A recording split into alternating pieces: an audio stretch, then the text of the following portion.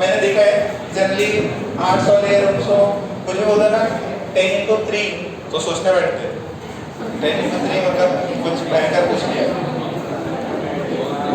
फिर सीधा बोलेंगे मैथ्स नहीं आती मेरे को, 10×3 भी नहीं आता, ये मैथ्स है ना, मैथ्स नहीं आता, ये तो आता है नहीं आता, सब बोल रहे।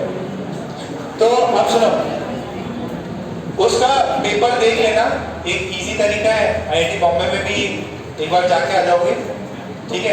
इंजीनियरिंग वाले तो भरे लेना, 12,000 बच्चे बैठते हैं, ज्यादा लोग भी नहीं है, 12,000 नहीं है तो 12,000 बैठे हैं तो सिलेक्शन हो जाएगा, आप लोगों का हो जाएगा, एक बार पेपर देख लेना। तो चलो एक सेकंड देख लेते हैं इसको, इस पार्ट को खत्म कर लेते हैं इसी का। हमने किया था एलसी ऑसिलेशंस। बात सुनो, आपके पास में एक इंडक्टर है और एक कैपेसिटर है, ये C है एंड दिस इज L। अगर अपन ने इसको चार्ज करके, इसको यहां से चार्ज करके इसको बंद किया, इस सर्किट को चार्ज लगा दिया और t = 0 पे अपन ने इसको क्लोज कर दिया। पहले +Q चार्ज था, +Q0 है, -Q0 चार्ज था, दिस इज एट t = 0।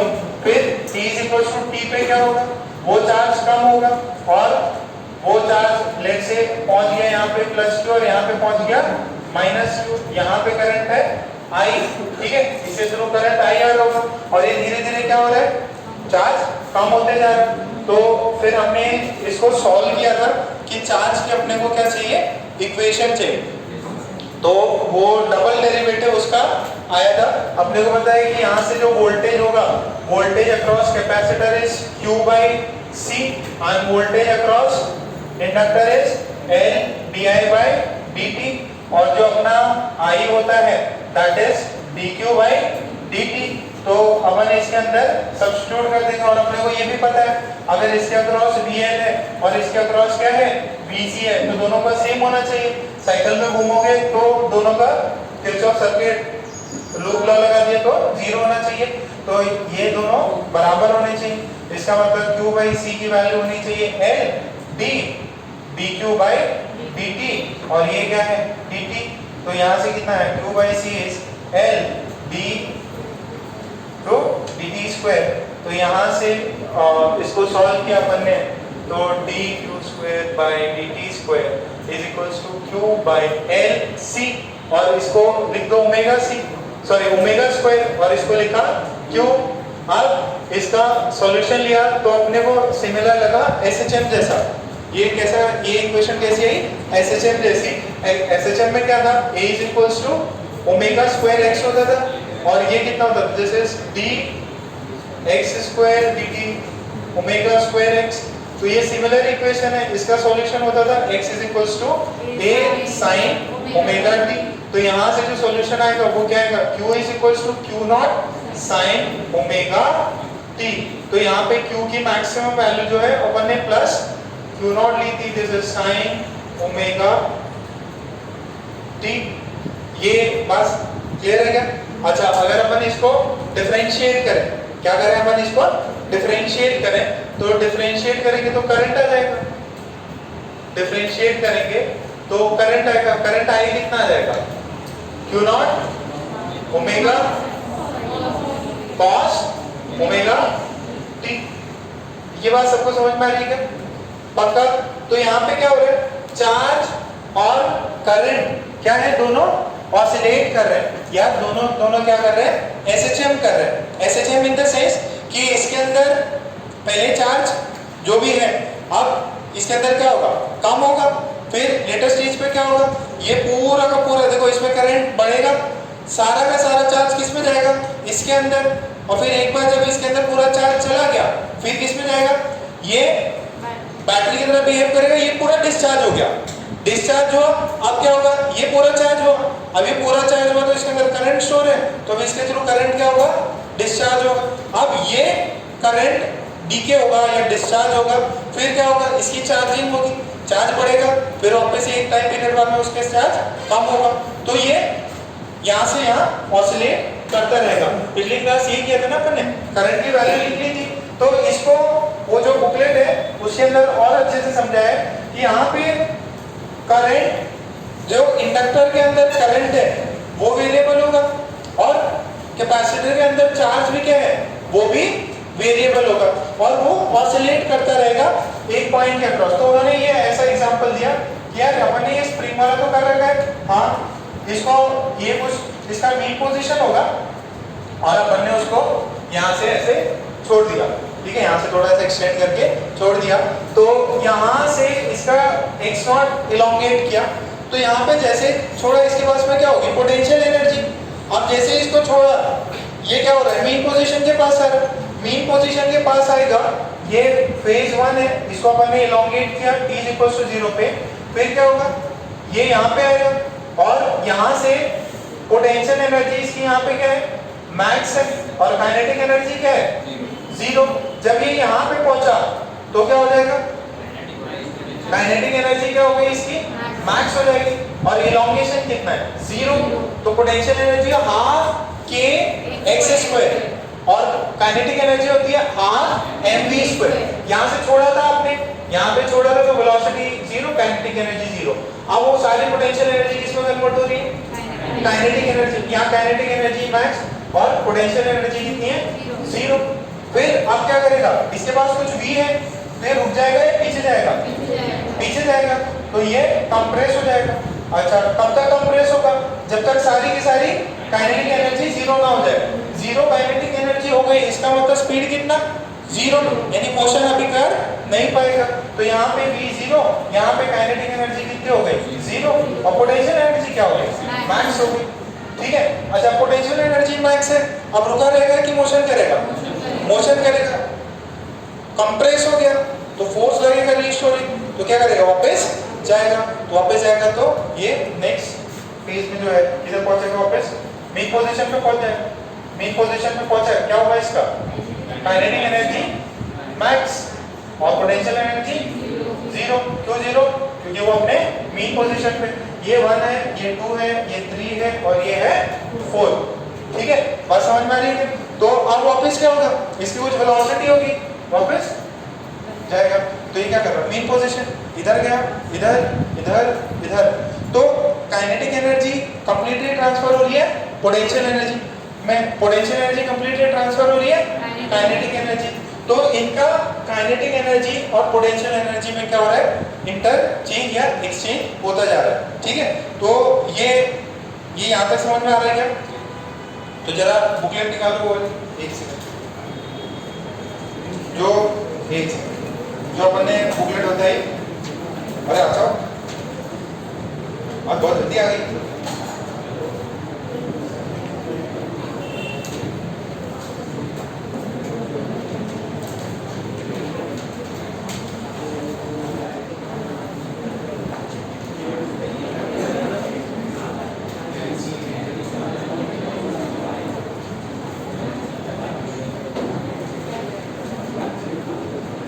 यार मैंने एक कुछ गड़बड़ कर दी, ये साइन ही रहने का,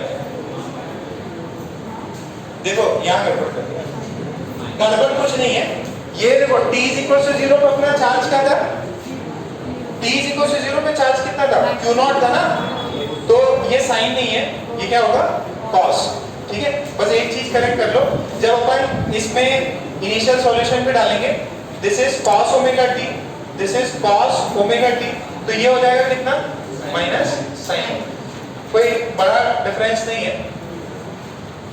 ये सिर्फ और सिर्फ किसके लिए, ये भी साइनसॉइडल ही है, अरे इसको मैं ऐसे लिख सकता हूँ ना, q not sign omega t plus pi by 2, तो इसको मान लेना कि कोई कुछ इनिशियल फेज था, अपन ने यहाँ पे पहले जब माना इनिशियल फेज 0 मान लिया था, ये वाली इक्वेशन और ये वाली इक्वेशन सेम ही है, यहाँ पे फेज 0 है, यहाँ पे फेज पाई बाई 2 है, तो ये भी साइनसॉइडल ही है। बस इसमें ये क्या कर रहा है, ये अपनी कंडीशन सेटिस्फाई कर रहा है, जो t इक्वल टू 0 पे कैपेसिटर में चार्ज कितना है, q नॉट, तो ये इक्वेशन उसको सेटिस्फाई कर रही है। जैसे अब यहाँ पे जो इलोंगेशन है, याद करो एसएचएम में जब पार्टिकल का इक्वेशन लिखते थे, याद है, x equal to a amplitude sine omega t plus phi लिखते थे, सॉल्यूशन तो यही होता था, बट आपका t इज इक्वल टू 0 पे पार्टिकल कहाँ पे है? अगर वो मेन पोजीशन पे होता तो फाई की वैल्यू 0, अगर वो एक्सट्रीम पे होता तो फाई की वैल्यू डिपेंड करती पाई बाई 2 या 3 पाई बाई 2 आपको कैसे। और उसके अंदर ये भी था कि वो लेफ्ट तरफ मूव कर रहा, राइट की तरफ मूव कर रहा, बहुत प्रॉब्लम कर रहा है उस पर। तो ये सॉल्यूशन चमका क्या? cos ओमेगा t क्यों लिखा? क्योंकि t इज इक्वल टू 0 पे ये चीज अपने को सेटिस्फाई कर देगी। तो उसके अंदर एक चीज लिख लो,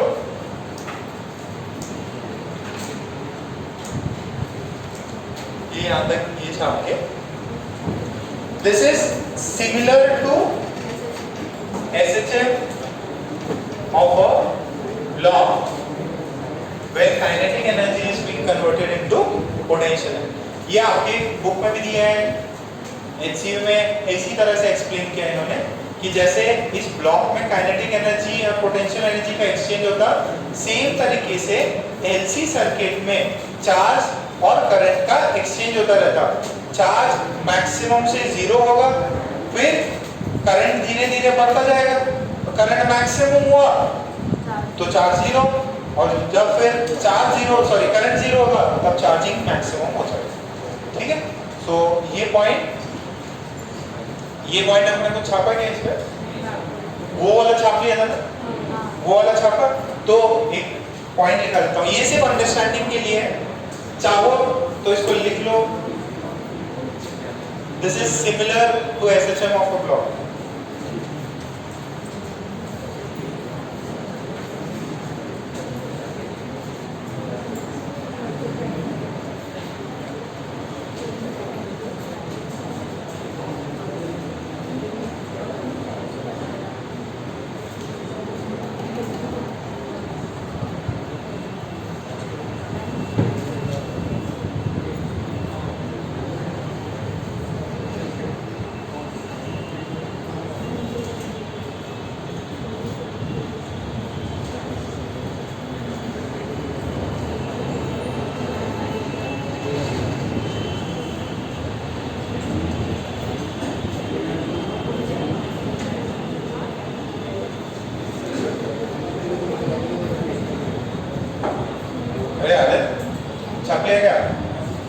बात करते जाएगा उससे।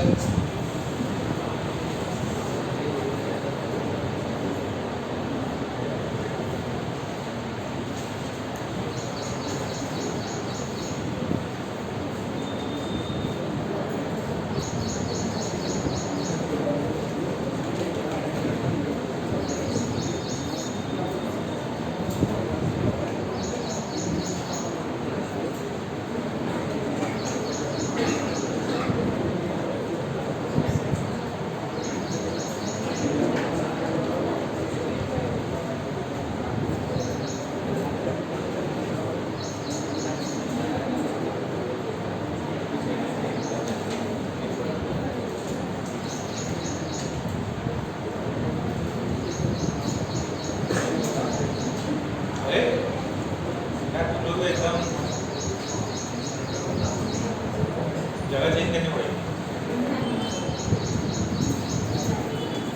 आगे पीछे हटाना पड़ेगा। तो एक पॉइंट लिखो, ये अगर लिख दिया है, when a block attached to a spring, when a block attached to a string, spring attached to a spring is elongated by x and then released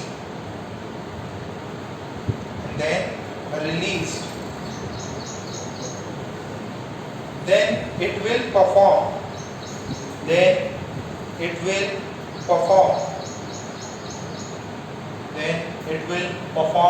SHM. Then it will perform SHM along the mean position. Then it will perform SHM along the mean position. the kinetic energy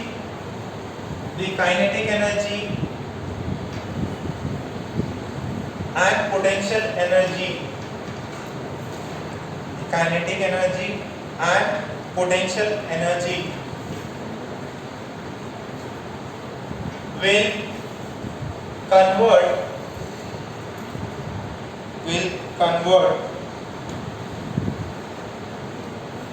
from one form to the other.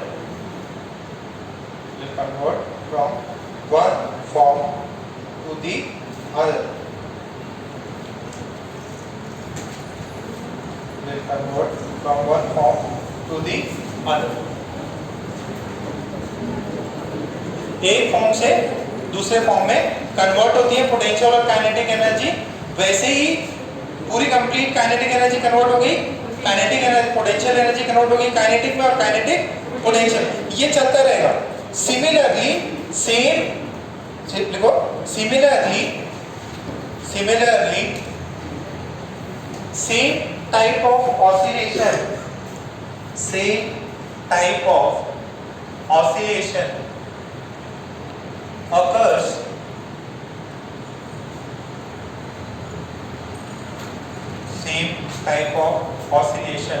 occurs in LC circuit. Same type of oscillation occurs in LC circuit where the charge and current are in oscillation. Where the charge and current are in oscillation. वहां पे charge और current क्या है? Oscillation. ठीक है। अच्छा ये बताओ एक कैपेसिटर में एनर्जी कितनी होती है? Half C V square. अच्छा इसको क्यू के टर्म्स में भी लिख सकते हैं क्या? हाफ क्यू स्क्वायर बाई सी। तो जरा देखो सी की वैल्यू तो एज इट इज, क्यू की वैल्यू कितनी हो जाएगी? Q not square cos square omega t. This is energy in the capacitor. अच्छा इंडक्टर में भी आपको मैंने एनर्जी लिखना सिखाया था, कितना था वो? Energy inside and inductor is equals to half L I square. ठीक है, ये चीज है। अच्छा अब ये देखो जरा, हाफ एल आई कितना है? ओमेगा नॉट का होल स्क्वायर cos स्क्वायर, और ये कितना हो जाएगा? सॉरी, ओमेगा नॉट का होल स्क्वायर क्यू नॉट का स्क्वायर, ओमेगा का होल स्क्वायर क्यू नॉट का होल स्क्वायर, और ये कितना होगा? Sine square omega T. Okay sir, तो सर यहाँ पे हाफ एल आया, सर ओमेगा नॉट भी आ रहा है, omega square L, this is Q not square sine square omega T. अच्छा बच्चों मुझे ये बताओ, जब एलसी ऑसिलेशंस हो रहा था, मैंने लास्ट क्लास में कुछ बताया ना, रेजोनेंस वाली कंडीशन थी। अच्छा इसके अंदर क्या हो रहा है?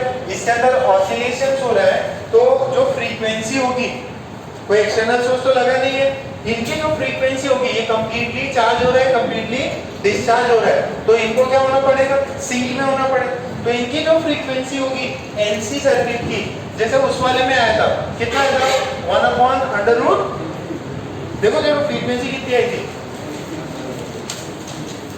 √1/√LC ये था क्या? तो जरा ओमेगा स्क्वायर की वैल्यू बताओ कितना हो गया? 1/LC। तो जरा इसको देखो, ये कितना हो जाएगा? कितना हो जाएगा? This is 1/2। इसको क्या लिख दूं? 1/LC and this is L, और ये कितना है? Q नॉट का square sine square omega T. तो L ने L को मार दिया, कितना बचा?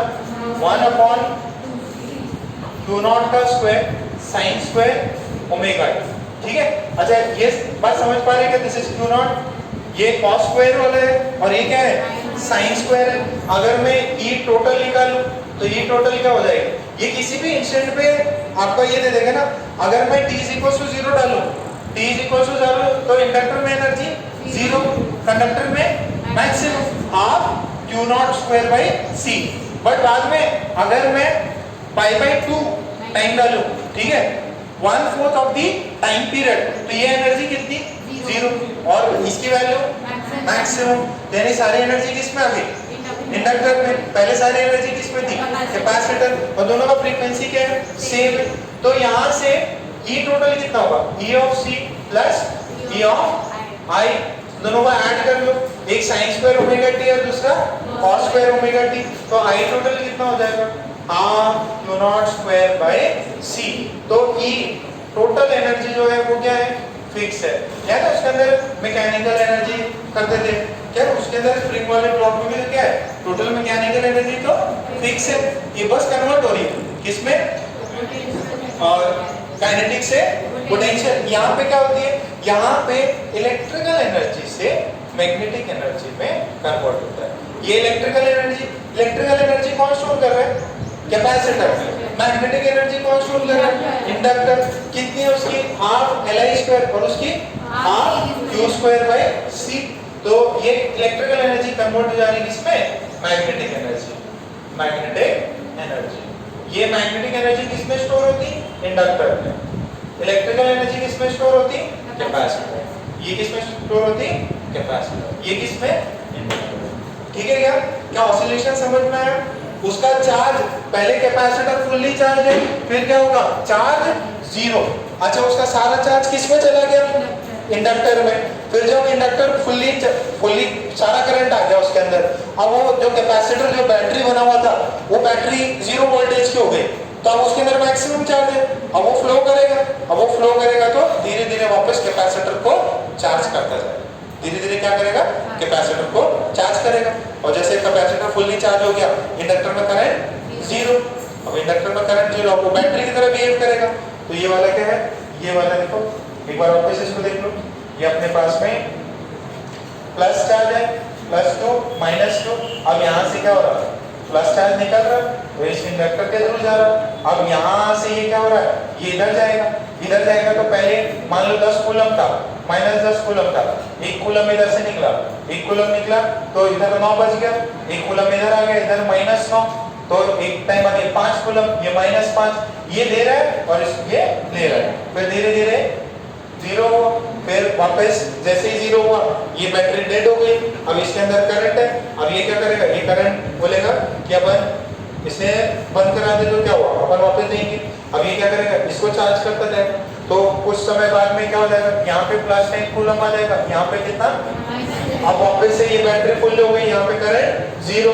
अब ये बोलेगा कि मैं अपनी पोलैरिटी चेंज कर लूंगा, और फिर ये वापस से ऐसे करंट घुमाएगा, तो यहाँ से डिस्चार्ज होता रहेगा। ये ऑसिलेशंस होता रहेगा। ठीक है क्या?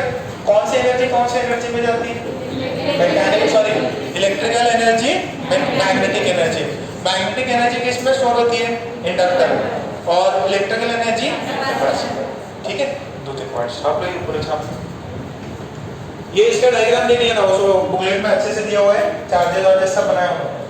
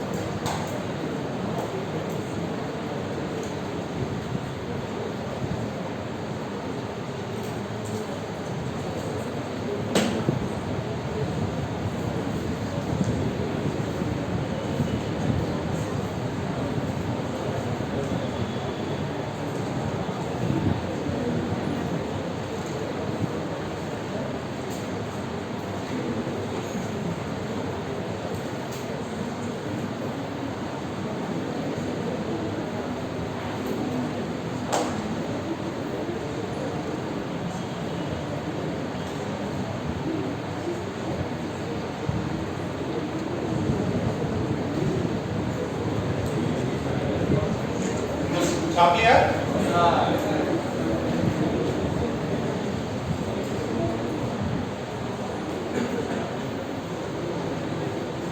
हो गया? छाप लिया बेटा?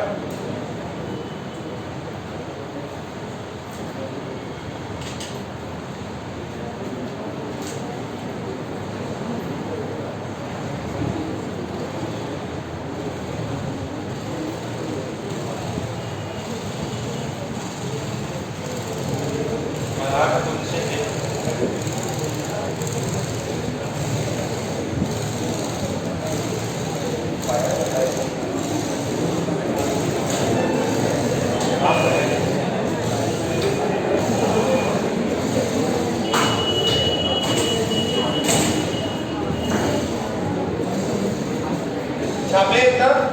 ओके, एक क्वेश्चन लिखो। ये पॉइंट सबने लिख लिया है ना? Electrical energy is converted into magnetic energy and vice versa. Differential assignment है, आप लोग चुपचाप बैठ के करते रहो। फाइव वाले बच्चे दोनों चुपचाप देता रहेंगे। अटेंडेंस शीट दे दो, मैं तो असाइन कर दूं। सिर्फ मैथ्स के लिए है ना? फाइव वाले लेके और पीछे पास चुपचाप थोड़ा दे दीजिएगा ना, आप लोग पढ़ते रहो, मैं थोड़ा नहीं देता है। फाइव सिर्फ अपना कंटिन्यू। हाँ,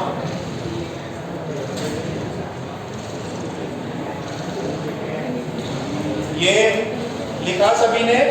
एक क्वेश्चन लिखो।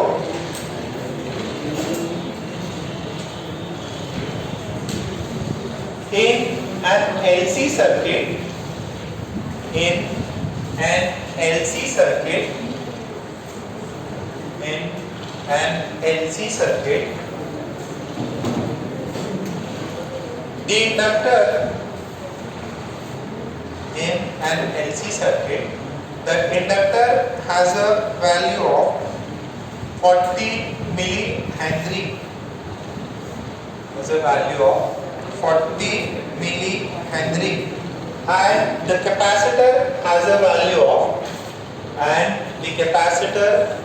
value of 20 microfarad, and the capacitor has a value of 20 microfarad, and the maximum voltage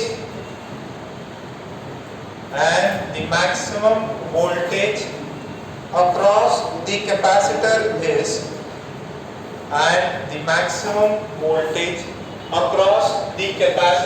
is 80 volts. Is 80 volts. Fine. क्या हो गया? मिल जाएगी, पूरा नहीं, यहाँ पे भी आएगी, यहाँ पे आ जाएगी, मिल जाएगी।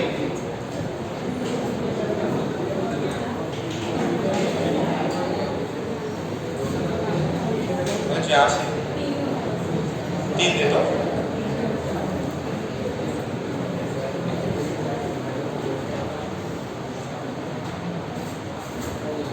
फाइंड, इसको जरा फाइंड करो। Find Q max, second angular frequency, third I max, fourth total energy, E total,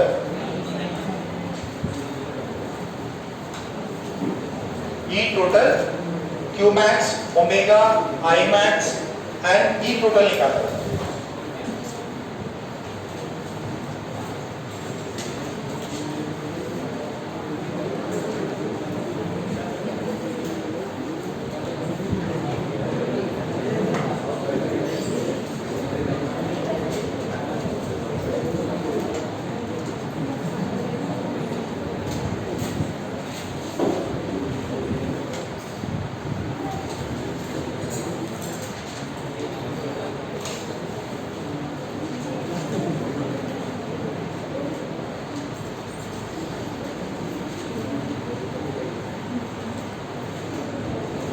omega सबका फॉर्मूला आपके पास है।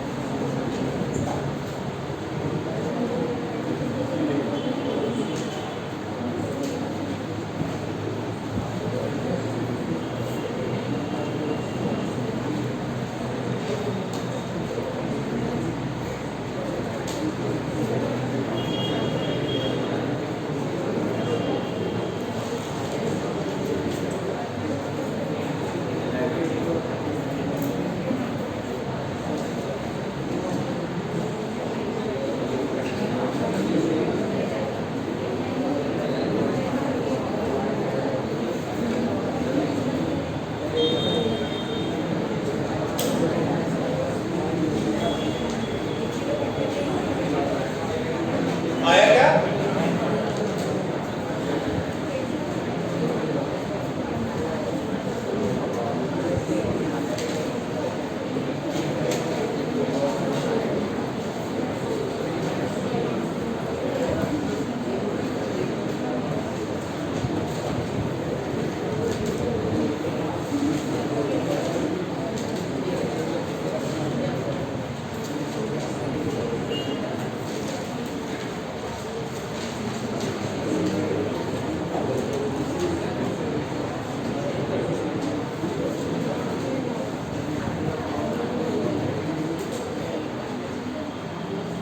आ गया?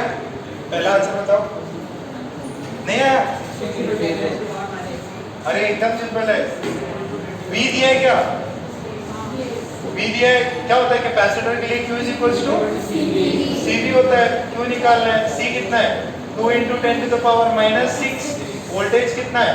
80 वोल्ट। तो ये कितना हो गया? 1600 × 10⁻⁻6। तो ये हो गया 16 × 10⁻⁻²। ठीक है? अरे क्लियर है यहाँ तक? तो इतना कूलम हो गया। फिर ओमेगा, ओमेगा की वैल्यू कितनी होती है?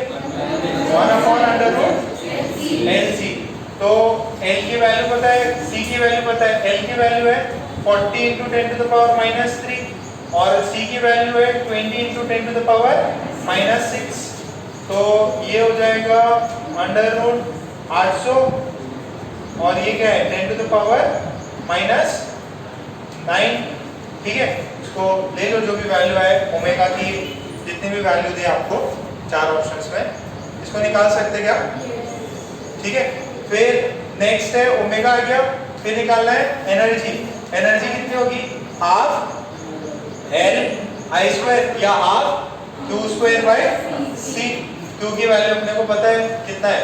16 × 10⁻⁴ का होल स्क्वायर। C की वैल्यू कितनी है? C की वैल्यू है 2 × 10⁻⁶।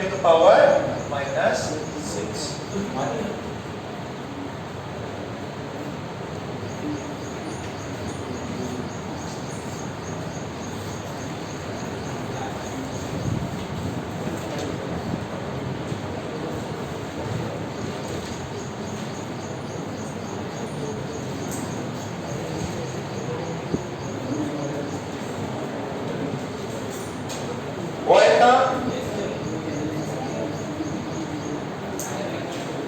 क्या हुआ?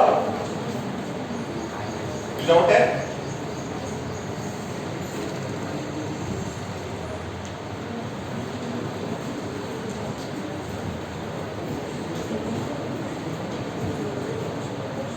ठीक है, मिटा दो।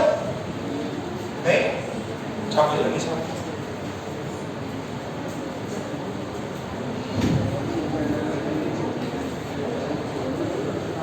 गौरी छाप लेगी बेटा, उसके मुख से छापो, फटाफट छापो। उसने छाप लिया सब।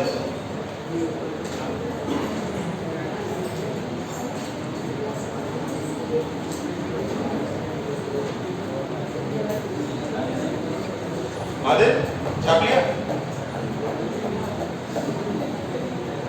तो ये सेक्शन कंप्लीट हो गया है। ठीक है? आपका एक आधे अगर बुकलेट्स में देखा होगा तो एक आधे एक्स्ट्रा फॉर्मूलेस है, वो अपन लिखा देते हैं। EMI में, मैग्नेटिज्म में एक आधे अगर आप बुकलेट को अच्छे से देख रहे हो, कुछ 1-2 फॉर्मूले हैं। तो उसमें अंदर एक फॉर्मूला क्या है? अगर हमने फ्लक्स देखा था क्या? फ्लक्स की वैल्यू कितनी होती? फ्लक्स L I होती क्या इंडक्टर के लिए? फ्लक्स के लिए फ्लक्स की वैल्यू Li होती क्या? ओके। तो आपसे ऐसा दिया गया कि यार एक इंडक्टर है और उसका L इतना है, L let's say it is 2 Henry और इसके अंदर करंट जा रहा है 5 एम्पियर। इस इंस्टेंट पे 5 एम्पियर। बोला कि इफ कुछ ऐसा हुआ सडनली अपन ने इसका इंडक्टेंस किसी भी मेथड से चेंज मार दिया, अपन ने किसी भी मेथड से तुरंत चेंज मारा। If suddenly the L is changed and it becomes L dash, और यहाँ पे ये जो करंट है वो कितना हो जाएगा I डैश, ठीक है। और ये जो वैल्यू हो गई, इसकी वैल्यू हो गई let's say this is 8 Henry, ठीक है। If the inductance is changed suddenly, ठीक है, देन क्या होता है, आपका फ्लक्स मेंटेन रहेगा, flux would be constant L I बराबर हो जाएगा L डैश I डैश, बराबर है L I के। तो जरा इस क्वेश्चन से बताओ, what would be the value of I dash, what would be the value of I dash, 5/4, fine I dash. तो एकदम सिंपल है, अपन ने दोनों को मल्टीप्लाई कर दिया और जो भी आंसर निकला, जो भी वेरिएबल अननोन है उससे अपन ने आंसर निकाल लिया। तो ये कितना है 5 into 2 और ये कितना है 8 into I डैश।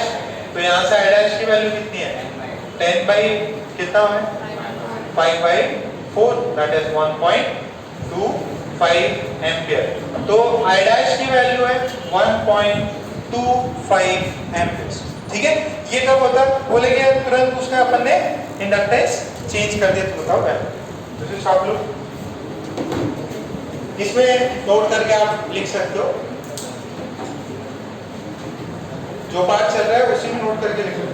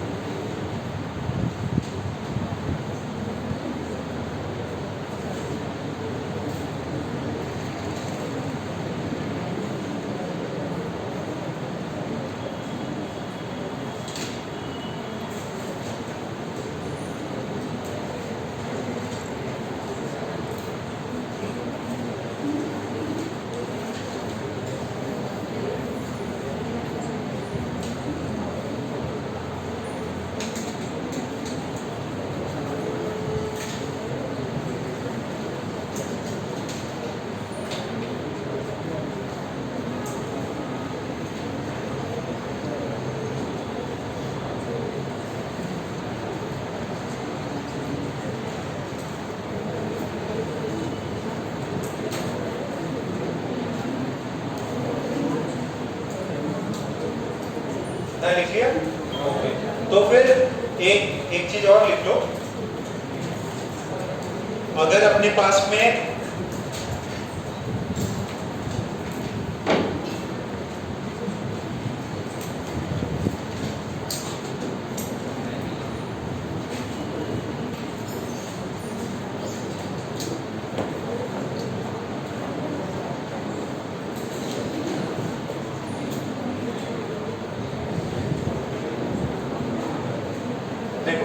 अगर अपने पास में दो सेल्फ इंडक्टेंस है, ठीक है, दो इंडक्टर्स दिए हुए हैं और उनका एक का वैल्यू L1 है और एक का वैल्यू L2 है, ठीक है। तो इन दोनों के वजह से म्यूचुअल इंडक्टेंस से सवाल किए थे ना, तो अपन ने स्टेप और ये सब लिखाया था। तो अगर बाई चांस ऐसे दे दे कि एक L1 इतने का है, एक दूसरा इंडक्टर इतने का है और वो दोनों क्या है क्लोजली बाउंडेड है, ठीक है। तो अगर आपको म्यूचुअल इंडक्टेंस निकालने बोले तो ये वैल्यू इतनी होगी, ठीक है। एक इंडक्टर है L1 का, दूसरा इंडक्टर है L2 का और वो एक दूसरे से क्या है बाउंडेड है, मतलब जैसे ये ये ले लो, एक ऐसा लगा हुआ है और दूसरा ही एक दूसरा कलर का ये ऐसा सेम टाइम, ठीक है। तो इस केस में क्या हो जाता है, ये वैल्यू कितनी होगी, this is equal to K under root L1 L, direct formula याद रखना है। अच्छा, अगर क्लोजली बाउंड होता है, मतलब उन दोनों के बीच में गैप नहीं है, मतलब एकदम जैसे जो अपना जो पतंग उड़ाते जब वो, हाँ, जो क्या होता है उसको बोलते हैं मांझा, मांझा जो चरखी में रहता, तो एकदम एक के ऊपर एक रहता ना, तो वो एकदम क्लोजली बाउंड हो गया। क्लोजली बाउंड होगा तब k की वैल्यू कितनी आएगी 1, और ये वैल्यू जो होती है L1 जनरली आपको ये चीज दे देगा। अगर लूज बाउंड है तो जो m की वैल्यू होगी that would be less than under root L1 L, ठीक है। बात समझ में आ रही है, बस ये चीज याद रखना। अगर बाई चांस कोई क्वेश्चन है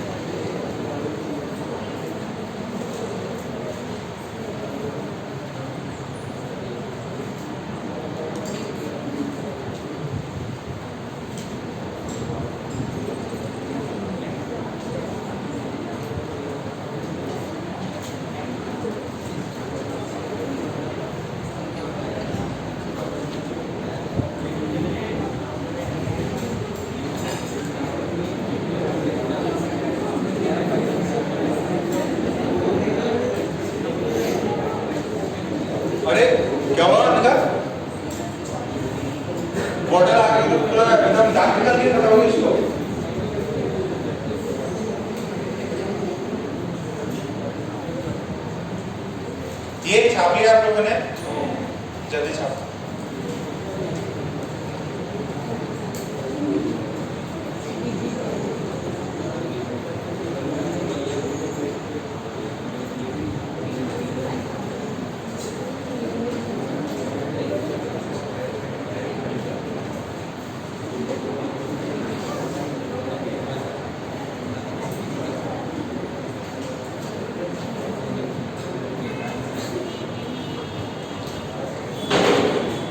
देखो एक और भी चीजें हैं बट अपने इतने काम की नहीं है। जो आगे इलेक्ट्रिकल में पढ़ाया जाता है वहां पे फॉर्मूला दिया हुआ है, बाई चांस अगर आप देखो और उससे अगर कोई रिलेटेड प्रॉब्लम, कम चांस है कि अगर एक ये है और एक ये दो इंडक्टर है L1 L2 और दोनों सीरीज में, यहाँ पे इधर से करंट आ रहा है, इसके अंदर भी यहाँ से इस वाले एंड से करंट आ रहा है, तो दोनों के बीच में एक म्यूचुअल इंडक्टेंस है M। कितना है? म्यूचुअल इंडक्टेंस है। देखो इसके अंदर करंट आएगा तो इसमें मैग्नेटिक फील्ड चेंज होगा, फ्लक्स चेंज होगा, तो इसके अंदर वोल्टेज आएगा। तो इसमें बोला है कि L इक्विवेलेंट जनरली कितना होता था, L1 प्लस L2। इस वाले केस में अगर करंट दोनों के इसमें क्या हो रहा है, सेम में एंटर कर रहा है, तो यहाँ पे प्लस 2M भी लिख देते, ठीक है। जनरली अपन म्यूचुअल इंडक्टेंस नहीं माने थे, ठीक है। अगर बोल दिया कि उनका म्यूचुअल इंडक्टेंस इतना है तो अपन प्लस 2M भी लगाते हैं। ये उसमें दिया हुआ है बट इंजीनियरिंग में थोड़ा ज्यादा इन डेप्थ रीजन सब बताते हैं। और अगर कुछ ऐसा, अगर ऐसा भी हो कि एक ऐसा है और इसके अंदर जो करंट है वो यहाँ से आ रहा है, इसके अंदर यहाँ से आ रहा है, ठीक है। कुछ ऐसा अपन ने सेटअप बनाया, इसका L1 है, इसका L2 है, तो जो L इक्विवेलेंट हो जाएगा और इनके बीच में जो है दैट इज M, तो ये L1 plus L2 this is minus 2M। बस ये है, अब इतना ज्यादा जोर मत दो, एक L1 plus L2 plus minus 2M है और इसमें बहुत ज्यादा एक्स्ट्रा लोड मत दो, ये फॉर्मूला लिखा हुआ है, बस इतना सही। इसके सर्किट वर्किट कोई बताने की जरूरत नहीं है, इंटर रीजन बताने की जरूरत नहीं है आपको। ये डॉट्स वॉट्स रहते हैं, दिए रहते हैं ये कि इसमें यहाँ पे मानना है, तो आप आंसर अगर बाई चांस अगर कोई क्वेश्चन है तो आप इसको ऐसे कर सकते हो, नहीं तो जनरली आपके लेवल पे क्या L1 प्लस जरूरत है। अच्छा, पहचानना कैसा कि देखो इसमें यहाँ पे और यहाँ पे बोलेगा कि दोनों साइड में जो है ये वाला और ये वाला एंड जहाँ पे करंट सेंटर होती, ठीक है, वो वाले एंड्स या पॉइंट्स जो है वो सेम साइड्स में, ठीक है। तो आपको ये दिया रहेगा, ठीक है, उसके बारे में वो दिया रहेगा कि इसके अंदर अपन ने करंट यहाँ से डाला, इसमें यहाँ से डाला अपोजिट एंड से, तो बताओ कितना होगा, ठीक है। तो इसमें लोड मत करो, बिना काम दे रखा है बुक्स में, तो L1 plus L2 plus minus 2M दे रखा है। जरा एक बार बुकलेट खोल लो, उसके अंदर एक है मैग्नेटिज्म में, सॉरी EMI में, बोल्ड करके दिया होगा, देखो पेज नंबर 6.17 पे 6.17 पेज नंबर 6.17